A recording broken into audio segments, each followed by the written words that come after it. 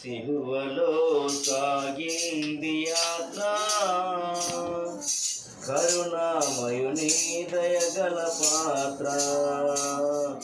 సిలువలో సాగింది యాత్ర,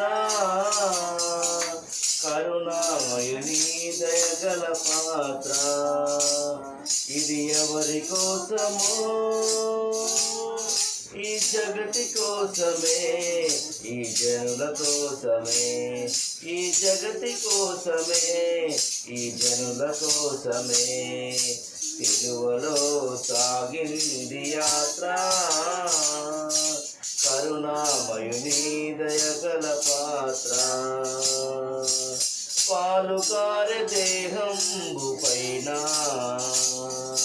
పాపాత్ముల కొరడాలు ఎన్నో. పాలుగారె దేహంబు